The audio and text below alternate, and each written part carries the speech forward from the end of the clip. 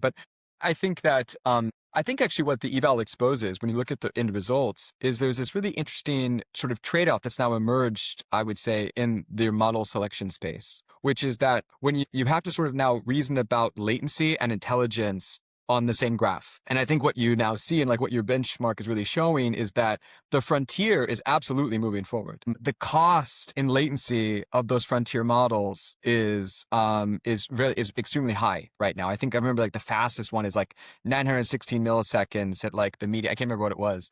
That's a text mode LLM, so you still have to add like 500 milliseconds or 700 milliseconds of sort of end-to-end latency if you're comparing it to Ultravox. Exactly. And so I think that that's what's really interesting is like, we saw all this explosive growth in sort of model reasoning in 2025. And obviously sort of like thinking modes are going to be a big thing moving forward, but it's not obvious always how it translates into voice AI, which is why I think for a lot of deployments, you continue to see models that are now like a year and a half old, still as the foundation for those systems. And I think when you look at the instruction following and the intelligence, and he's like, well, why isn't it doing very well? Well, it was doing really well probably for a late 2024 era model, but we've made lots of progress, and it's been hard, I think, sometimes to realize that in voice AI because of this sort of like trade-off between intelligence and latency. And I think that's been a tricky thing to navigate. I think that's what your eval does a really great job of kind of demonstrating, that the trade-offs that exist there.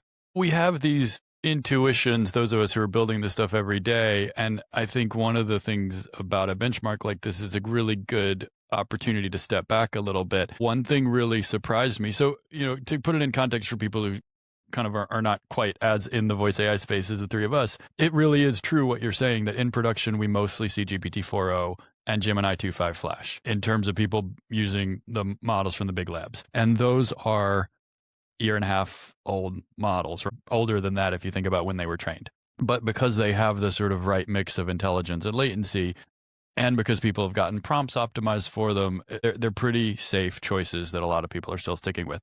And so that's the context I live in. So when I run benchmarks, I kind of know that, and I don't even spend a lot of time necessarily on a reasoning model that I know is going to be so slow.